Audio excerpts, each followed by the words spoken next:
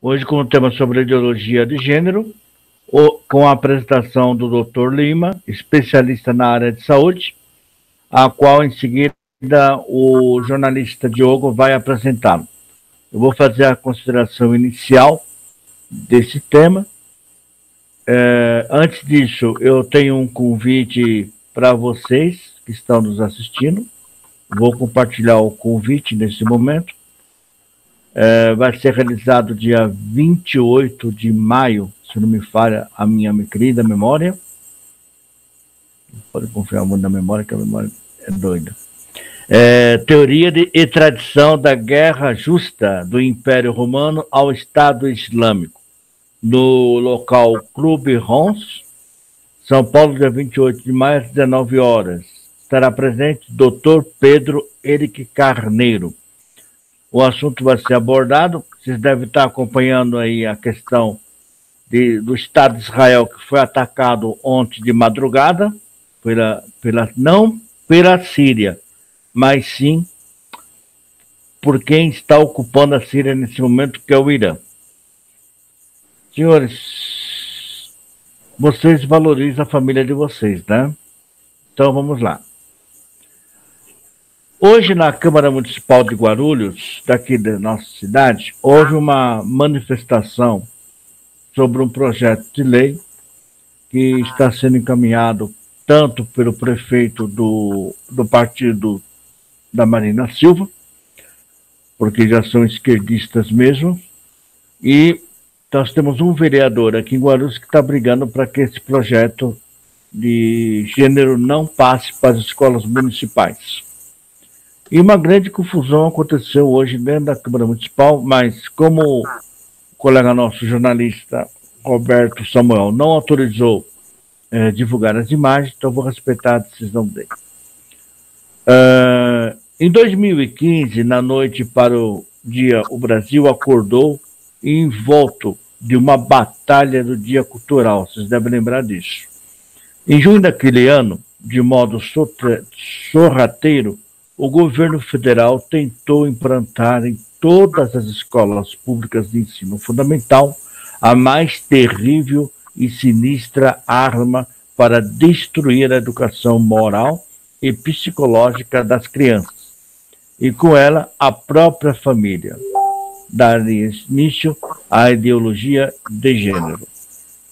Como ele havia fracassado em fazê-lo, passar na Câmara dos Deputados, na época, quem era presidente era o... Esqueci o nome dele agora, Eduardo, procurou então forçar cada município brasileiro a aprová-lo em curto prazo, embutida nos planos de educação para os próximos 10 anos. Eu teria conseguido, se não fosse a luta árdua e inteligente de instituições, grupos e pais que se dirigiam às câmaras municipais de suas cidades, que obtiveram que os vereadores a rejeitassem. Só que em Guarulhos a situação está complicada. Boa noite, Grego. Você quer participar do Hangout, Grego? Seja bem-vindo, viu? O modo de inserção desta ideologia contraria a natureza humana, variava de município para município e vinha incubada na aparência de combate de preconceitos nos ambientes escolares. Os textos legislativos propunham desde medidas disciplinares até banheiros unissexes. Você já deve ter ouvido falar disso. A participação de centenas de famílias em protestos.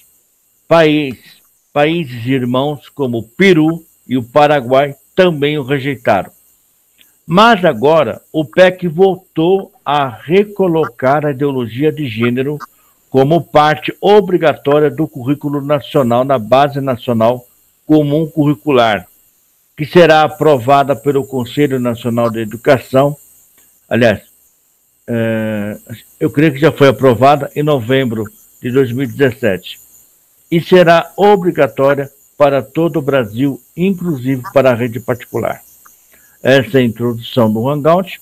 Eu vou passar agora a palavra para o jornalista Diogo, ao qual vai nos apresentar o nosso convidado de hoje. Desde já agradeço a participação de todos, sejam todos bem-vindos. Agradeço a participação especial do Dr. José, seja bem-vindo também, né? Dr. José Lima. Ele é especialista, pois a parte agora com Diogo. Diogo, a palavra é sua. É o PC dele que está ligado e ele deixou ao mesmo tempo o YouTube ligado, o Facebook ligado. Aí quando você entra no ar, dá essa interferência mesmo. Doutor, se o senhor quiser entrar na palavra, a palavra é sua, doutor. Suas considerações iniciais. Ok, muito obrigado. É um prazer enorme poder conversar com vocês.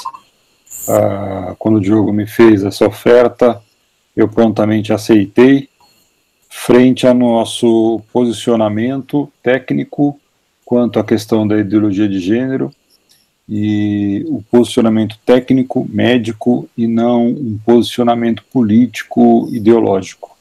Então eu acho que é uma oportunidade interessante para a gente conversar um pouco e mostrar os equívocos do ponto de vista médico que a ideologia de gênero impõe, sobretudo às crianças, e que não há embasamento teórico, não há embasamento científico que justifique a realização ou mesmo a imposição legal desse tipo de proposta que, na verdade, tem um intuito ideológico de desestruturação da estrutura estabelecida da família como base da sociedade. Então, o que nós mostramos aqui é uma compilação, é uma revisão científica, são análises técnicas que mostram que a ideologia de gênero ela não tem embasamento científico e ela traz inúmeros prejuízos às crianças que são submetidas a essas, entre aspas, terapias. Doutor, essa ideologia de gênero, na questão científica médico, vamos falar nisso agora,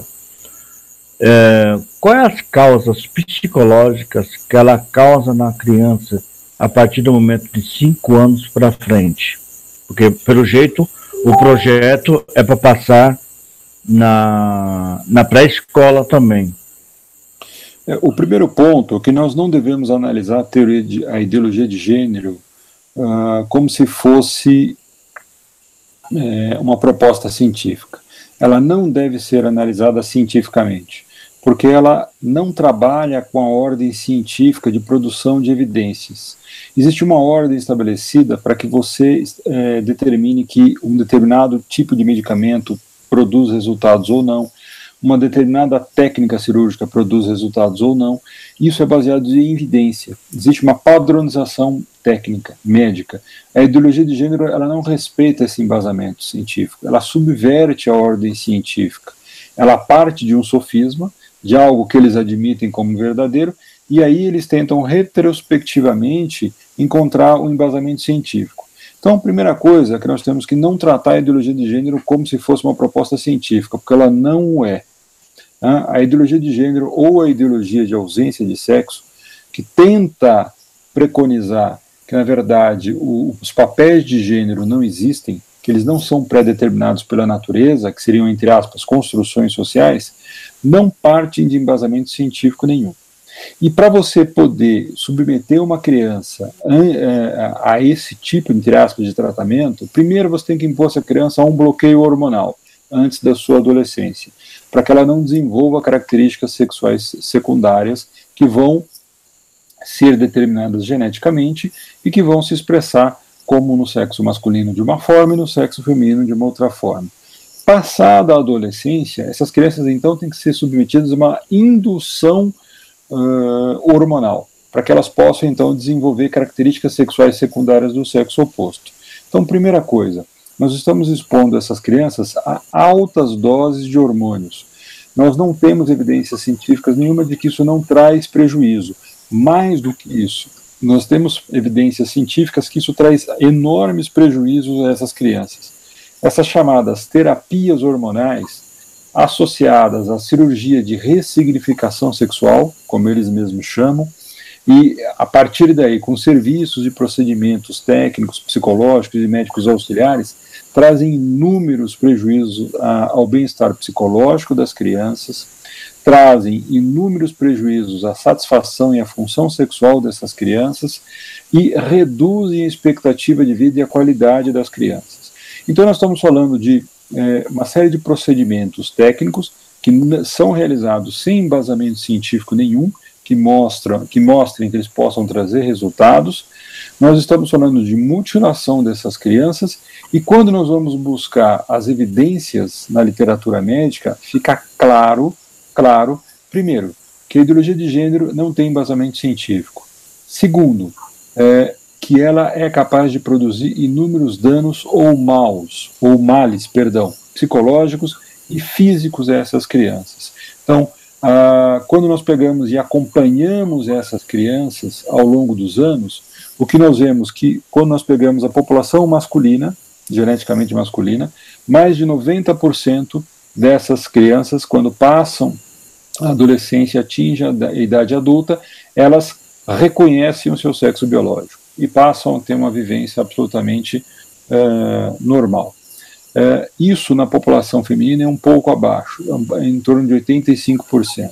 Ou seja, é como se nós pegássemos alguém que tem uma gripe e propuséssemos a ela um transplante de pulmão para tratar a gripe, ao invés de tratá-la com sintomáticos, com acompanhamento, esperar que essa criança se desenvolva, que essa, entre aspas, alteração, essa doença possa ser acompanhada, e que, na maioria das vezes, essas crianças deixam essa percepção equivocada e reconhecem o seu sexo genético de uma forma absolutamente natural e saudável. Então, está se intervindo antes que essas alterações, na verdade, pudessem evoluir, causando transtornos psicológicos que são definitivos, que são irreversíveis, ou seja, é exatamente esse embasamento que fez com que o Colégio Americano de Pediatria se posicionasse frontalmente contra a ideologia de gênero e que determinasse o seguinte, que a sexualidade humana ela é binária e ela tem o objetivo e o propósito óbvio, do ponto de vista médico, da reprodução e da prosperidade da nossa espécie. E que todas as desordens que são extremamente raras, nós estamos falando em menos de 0,5% da população, devem ser tratadas como variações. E tem tratamento para isso. E esses indivíduos, segundo o Colégio Americano de Pediatria, não constituem um terceiro sexo. Os sexos são dois, sexo masculino e sexo feminino. Essa é uma questão biológica, é uma questão técnica, médica, que não pode ser subvertida em função de uma proposta ideológica. A medicina ela é técnica, ela não é politicamente correta. Então, essa tem que ser tratada como uma questão técnica, com o propósito de preservar a saúde dessas crianças, impedindo que, na maioria das vezes, elas sejam submetidas a um tratamento extremamente mutilante, sem possibilidade de reversão. Ok, doutor. Doutor, vou fazer algumas perguntas para o senhor. Claro, o senhor é especialista na área. Depois eu vou falar o seu currículo, porque ficou a cargo do Diogo, mas acho que ele teve um problema sério lá no computador dele. Ele está arrumando lá, daqui a pouco ele entra. Indução hormonal, isso exatamente significaria o que para a criança? O que acontece com as crianças? Quando as crianças se aproximam da puberdade, começa a haver uma série de produções de hormônios que vão determinar o que nós chamamos de características sexuais secundárias. Então, por exemplo, na população masculina, há uma alteração do tônus da voz, há um aumento de massa muscular, há o desenvolvimento de pelos pubianos, de barba, características sexuais secundárias. Na população feminina, o desenvolvimento dos seios, o formato mais ginecoide do quadril, as alterações que precedem o ciclo menstrual, ou seja, são características sexuais secundárias que são determinadas pela produção hormonal que ocorre na época da puberdade. O que entre aspas, esse tratamento que eles propõem, que não é um tratamento. Primeira coisa, você impede que haja o desenvolvimento dessas características sexuais secundárias. Como? Provocando um bloqueio hormonal. Então você impede que esses hormônios sejam lançados na corrente sanguínea dessa criança, para que ela passe a fase toda da puberdade sem o desenvolvimento dessas características. Passada a puberdade, aí eles fazem a indução hormonal. Eles passam sistematicamente a injetar hormônios do sexo oposto a essa criança para que elas desenvolvam características sexuais do sexo oposto. Então, na verdade, além da terapia de redesenhamento sexual, ou seja, de mudança da genitália dessa criança do sexo masculino ou do sexo feminino. Então, é um tratamento extremamente mutilante, é um tratamento irreversível e traz graves riscos à saúde dessa criança a médio e longo prazo. Aumenta a incidência de pressão arterial elevada, de hipertensão arterial, aumenta a incidência de tromboses e embolias pulmonares, com risco iminente de morte, aumenta a incidência de acidentes vasculares cerebrais e aumenta a incidência de câncer em uma criança que biologicamente, antes dessa indução hormonal, era saudável.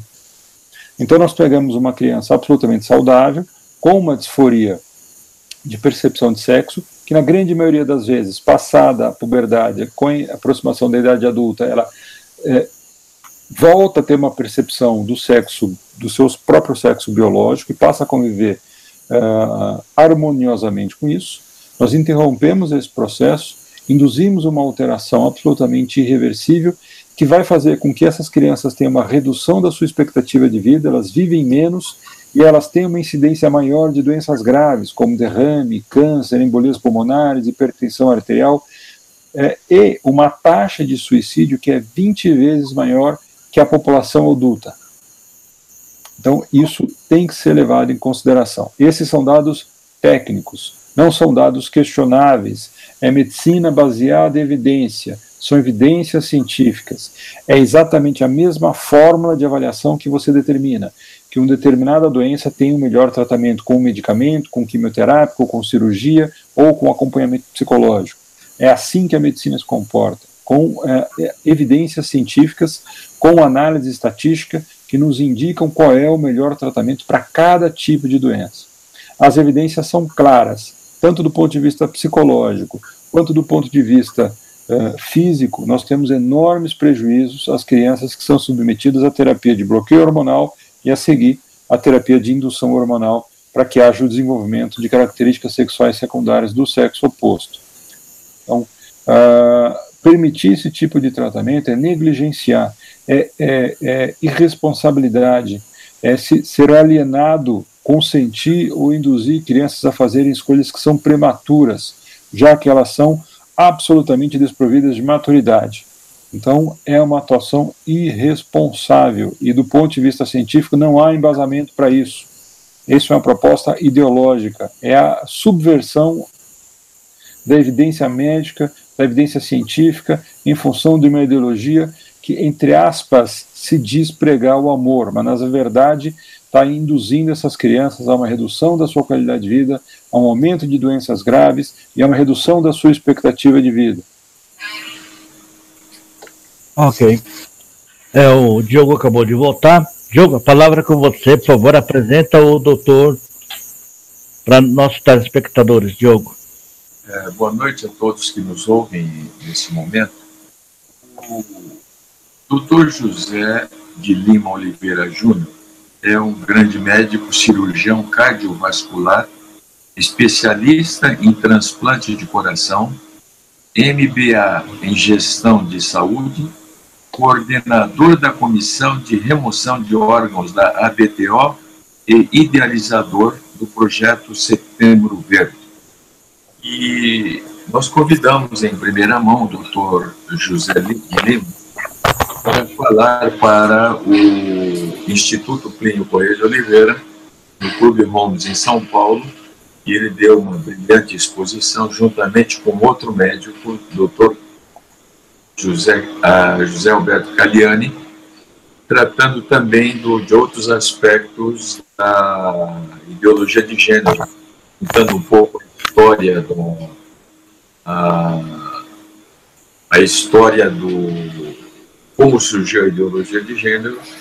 Hoje, então, nós trouxemos aqui o Dr. Lima, que está tratando exatamente desses aspectos danosos, dessas experiências de fundo ideológico, não de fundo científico, como ele tem explicado, e isso é de interesse a todos, todas as famílias que têm crianças nas escolas, porque há um interesse muito grande de pessoas que são participantes da revolução cultural, de incentivar muita ideologia nas escolas e perverter essas crianças na primeira fase de formação, na infância e também da adolescência.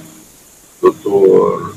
Lima é um grande especialista, portanto, e fala com autoridade desta matéria. Passo, portanto, retorno a palavra ao Dr. Lima, que terá muito o que dizer para os nossos ouvintes.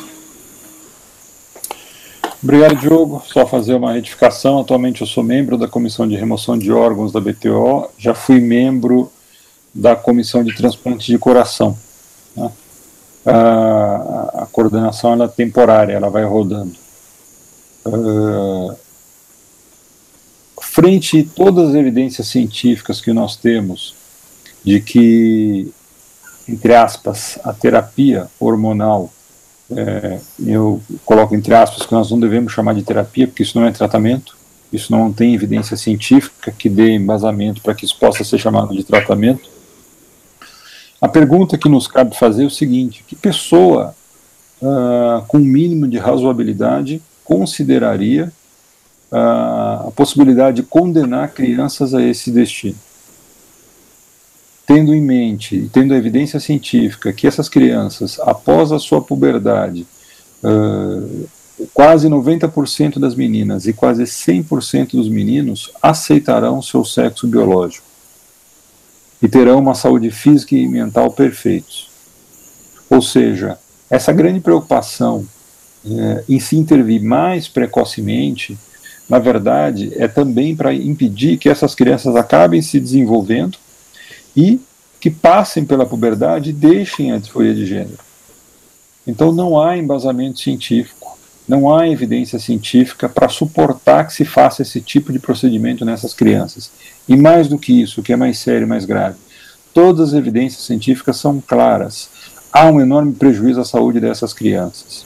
Portanto, o posicionamento,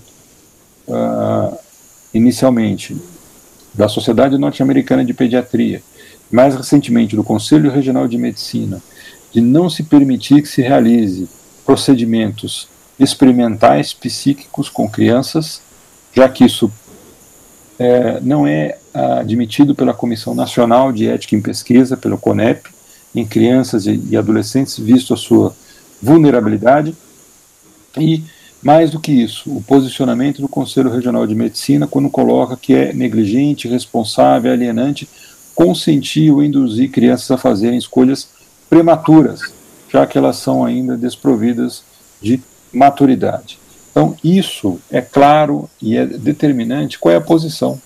Então, isso não pode ser discutido à revelia das sociedades médicas, do Conselho Regional de Medicina, do Conselho Federal de Medicina, das sociedades de pediatria, principalmente a norte-americana, a francesa e a australiana, que já se posicionaram frontalmente contra a ideologia de gênero. É como se nós estivéssemos discutindo o tratamento de um paciente que tem um infarto do ponto de vista ideológico. Ninguém questiona como se trata o infarto, ninguém questiona como se trata um acidente vascular cerebral, ninguém questiona como se trata um câncer, a não ser do ponto de vista técnico, a não ser por sociedades médicas. Mas eles se dão o direito de discutir porque eles colocaram a proposta do ponto de vista político-partidário, do ponto de vista ideológico, e não do ponto de vista técnico. Porque eles fogem da discussão técnica, já que se você trabalhar do ponto de vista técnico, como se fosse uma discussão num congresso, num simpósio médico, a ideologia de gênero não resistiria à primeira mesa de discussão. Não há evidência científica para isso. Portanto, isso não se discute, isso não se pratica. Não há autorização para fazer isso, porque isso não traz benefício nenhum para você poder submeter, especialmente crianças, a um procedimento irreversível e mutilante. E mais do que isso, o que há de evidência científica já produzida pela comunidade médica é muito claro, os prejuízos são enormes. Então, não há muito o que se discutir do ponto de vista técnico. As evidências são claras, ponto final. É como você pregasse, olha, eu vou tentar tratar o câncer de pulmão com aspersão de água morna, sem nenhum quimioterápico, sem cirurgia. Por quê? Porque eu acredito que isso vai trazer um benefício. Não. Crer não essa avaliação ela não é técnica, não é assim que se constrói evidência científica, não é assim que se constrói evidência médica. Então, o que a gente discutiu, o que nós discutimos, o Clube Holmes, após a explanação ideológica que o Dr. Cariani nos fez, é mostrar que não tem embasamento científico nenhum e que, portanto, não passa única e exclusivamente de uma proposta ideológica. Não pode ser chamado de tratamento, porque não é tratamento, muito pelo contrário, é indução de lesões que são irreversíveis, psicológicas e físicas. E mais do que isso, em crianças, nós não estamos falando de adultos, nós estamos falando de crianças, e é expressamente proibido pela Comissão Nacional de Ética Médica, pela Comissão Nacional de Ética em Pesquisa. Não há dúvida que isso não pode ser feito. Então não adianta eles tentarem discutir isso do ponto de vista ideológico. O MEC pode discutir aquilo que vai ser apresentado, vai ser colocado e o que vai ser trabalhado para melhor educar e dar uma educação de qualidade para as crianças. Mas, especificamente nisso, como nós entramos na seara da saúde, isso não pode ser feito à revelia da discussão junto com o Ministério da Saúde, junto com o posicionamento do Conselho Regional e Federal de Medicina, levando-se em consideração o posicionamento de sociedades especialistas em crianças, como a principal sociedade, que é a norte-americana, a segunda principal sociedade, que é a francesa, nós que tem a maior produção científica, o maior banco de dados e as maiores evidências, com maior grau de evidência científica, com maior nível de significância estatístico. Essa é uma questão não ideológica. Só um minutinho, alô, Diogo, só um minutinho. Eu quero fazer uma pergunta aqui para o nosso telespectador Odair Gutierrez. Você citou que são os dados, informações irrefutáveis.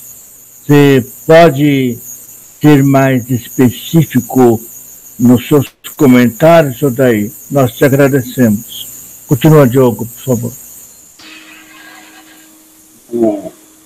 É porque existem vários casos que acontecem, mas eu gostaria de saber se há um consentimento, um entendimento de todas as comunidades médicas internacionais, a ONU, qual é a posição que ela toma com relação a isso, se ela pressiona também, como em outras áreas culturais, a ONU faz uma pressão muito negativa para aprovar abortos, toda a questão de casamento homossexual, etc. E também da ideologia de gênero. Eu queria saber se o senhor teria alguma informação sobre essa atividade internacional, como é que ela se processa. Essa pergunta é para mim, Diogo? Então, eu vou voltar a um ponto que nós comentamos, né? Essa análise, ela não pode ser feita do ponto de vista cultural. Não é uma análise cultural. Então, o posicionamento de qualquer entidade que não seja médica, ela não é técnica. Então, isso não tem que ser visto inicialmente pela ONU ou ser visto pelo Ministério da Educação, mas sim pelo Ministério da Saúde. Grandes sociedades de pediatria e de psiquiatria já se posicionaram. Como tudo que acontece em medicina, não há unanimidade, mas as maiores sociedades já se posicionaram formalmente contra. Há uma enorme pressão ideológica, há uma enorme fiscalização, entre aspas, para que essas sociedades não se posicionem ou não manifestem publicamente a sua posição. Mas as pesquisas científicas, o embasamento nas grandes bibliotecas médicas, como o PubMed, você tem lá o levantamento da Sociedade Norte-Americana de Psiquiatria, da Sociedade Norte-Americana de Pediatria, da Sociedade Australiana de Pediatria, do Conselho Federal de Medicina, do Conselho Regional de Medicina, com as evidências científicas, com os trabalhos científicos e o que eles mostram, e a partir daí o posicionamento dessas entidades. Então, eu absolutamente me recuso a discutir essa questão com o posicionamento da ONU, com o posicionamento de sociedades que não são de entidades diretamente relacionadas à saúde, não são entidades médicas. Eu falo o seguinte, é como você chegasse na frente de um prédio que está em construção e começasse a questionar o engenheiro que tipo de proposta, de técnica de construção, quais foram as fórmulas que ele utilizou para construir aquele prédio. Essa questão é uma questão médica, é uma questão técnica, há evidência científica já que mostram claramente quais são os prejuízos às crianças. Então, não interessa qual é o posicionamento da ONU sobre isso, a não ser que elas venham respaldar culturalmente qual é o resultado que as sociedades médicas estão mostrando. É como nós levarmos a discussão para a ONU qual é o melhor tratamento para a doença coronariana, para o infarto, para o câncer de pulmão, para o câncer de mama. Não é uma questão da ONU. A ONU pode ajudar e pode participar levando posicionamento, como, por exemplo, no caso do Outubro Rosa, levando um projeto médico frente à evidência científica de qual o melhor tratamento para o mundo todo. Perfeito. Essa devia ser a posição da ONU e dessas outras instituições. Levar o que a evidência científica mostra para o mundo todo. Não questionar com as evidências científicas baseando-se única e exclusivamente em impressões anedóticas, em sofismas, que nascem de ideologias. Não é assim que funciona a racionalidade médica, não é assim que funciona a medicina baseada em evidência. A medicina está para tratar a saúde física, psíquica, social de todo o indivíduo e da sociedade. Ela é técnica, ela não é politicamente correta ou incorreta, ela é técnica. Ela mostra para a sociedade quais são as melhores propostas de tratamento baseado em evidência científica. Quando você não tem essa evidência científica, você coloca claramente não há evidência científica, ou há mais do que uma proposta de tratamento. É assim que a medicina tem que se posicionar. Foi assim que nós aprendemos, esse é o nosso juramento hipocrático, de trazer e levar o melhor que for possível naquele determinado momento para a pessoa e para toda a sociedade. Ponto final. Então, óbvio que é um enorme policiamento cultural, o que é típico e característico desses grupos que defendem essas ideologias. Eles comportam dessa forma. Qual é o nosso posicionamento? Sobretudo como médicos e como cristãos. Sermos o sal da terra nessa questão. E mostrarmos qual é a evidência científica. A evidência científica é clara. Não há dúvida. Ponto final. Então eu absolutamente me recuso a discutir isso do ponto de vista cultural. Isso não é uma questão cultural, é uma questão de saúde. Ponto. Ok, doutor. Do ponto de vista cultural, e ponto de vista cultural atrasado e arcaico, porque a cidade de Sodoma e Gomorra também teve a teoria de gênero e deu no que deu. Na época do rei Nabucodonosor também teve a teoria de gênero e deu no que deu. Agora, o que mais me chama a atenção nessa questão, deixa eu abrir meu vídeo aqui, senão vai ficar esquisito. O que mais me chama a atenção é que na época do nazista Hitler, parece que ele estava aplicando essa mesma com as crianças judias naquela época, e foi feita até uma experiência a respeito desse assunto. Mas o comunismo também entra nessa questão, não só o nazismo. E deixa eu fazer uma pergunta para o senhor. O senhor falou na questão de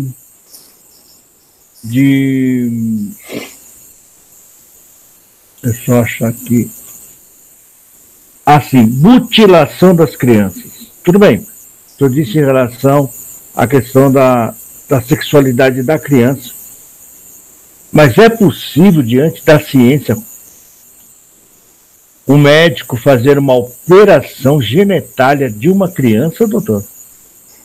Ele é obrigado a fazer isso? Não, ele não é obrigado a fazer isso. Existem alguns países em que se faz, né? Mesmo em crianças.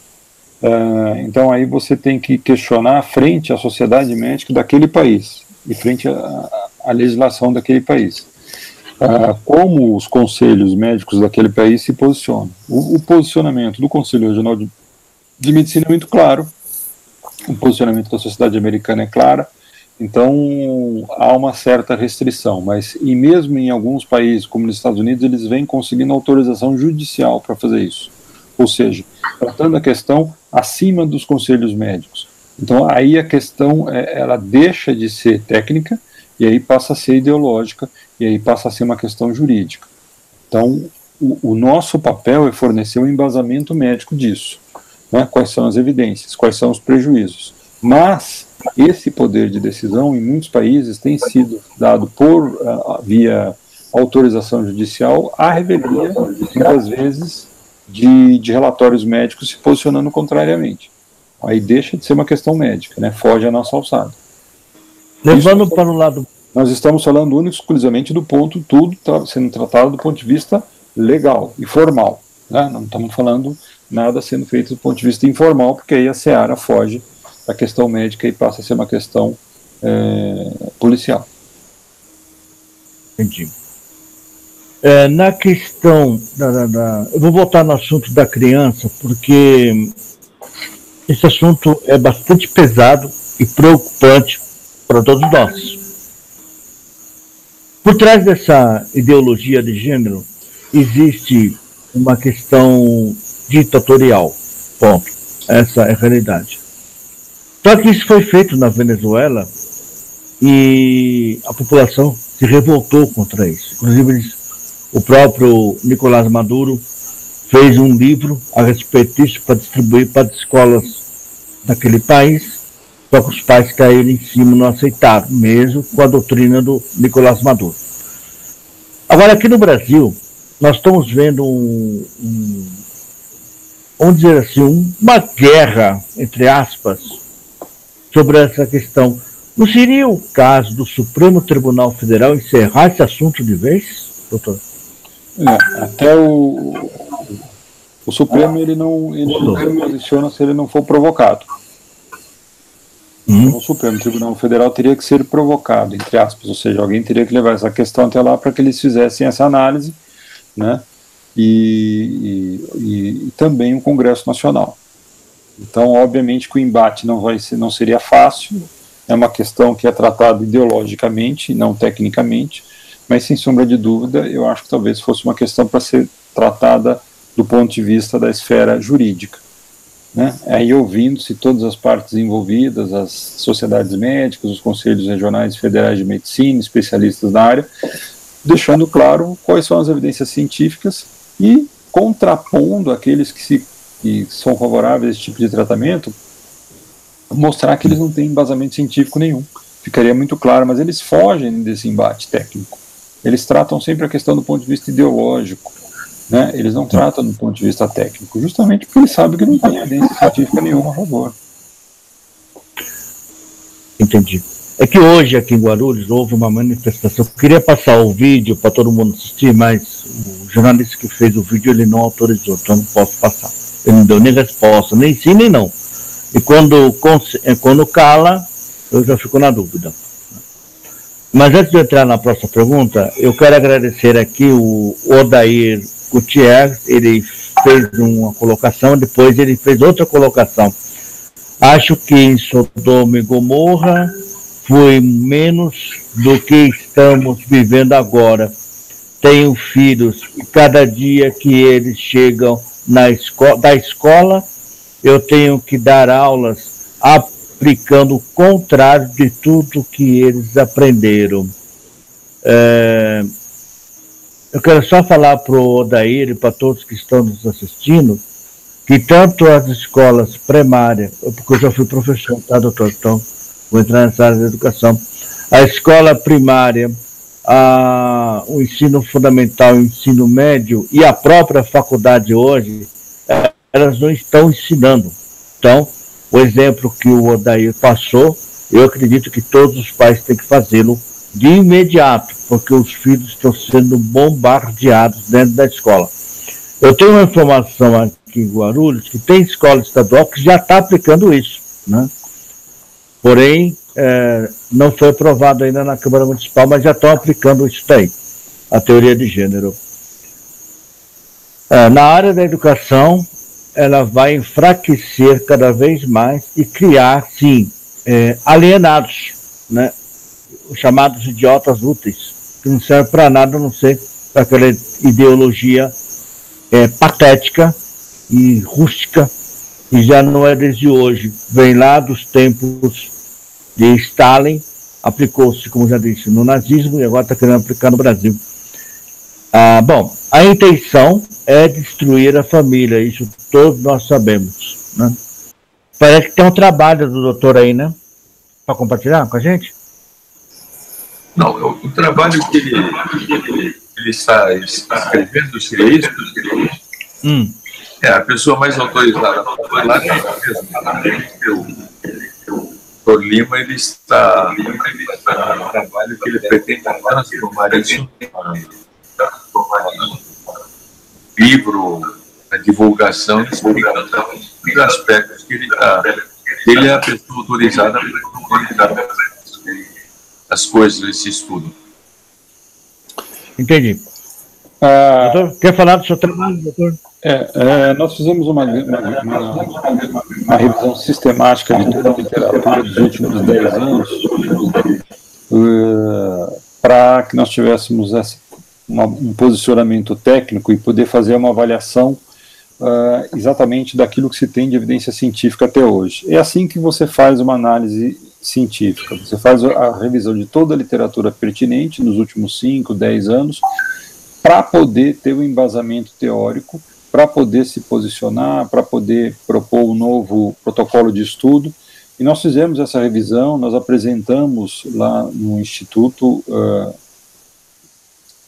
na última reunião do Instituto Plínio Corrêa de Oliveira, quais eram as evidências que existiam dos últimos 10 anos e como é que se estruturava uma evidência científica. Isso está virando um livro para ser distribuído no Brasil todo, onde nós vamos mostrar inicialmente como é que se faz a evidência científica, como é que se chega às conclusões para um determinado tipo de tratamento ou uma determinada proposta de terapia, seja ela com medicamentos, com hormônios ou com cirurgia.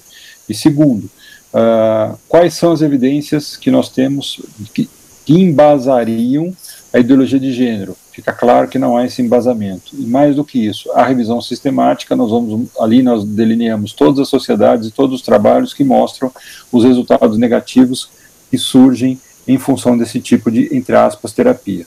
Então isso vai ser, em breve, nós vamos concluir. Essa parte já está concluída, acho que falta só a parte do Dr. Caliani, e vamos distribuir isso no Brasil todo, e que isso sirva, que auxilie nessa batalha ideológica como um substrato técnico, deixando claro quais são os resultados desse tipo de ideologia.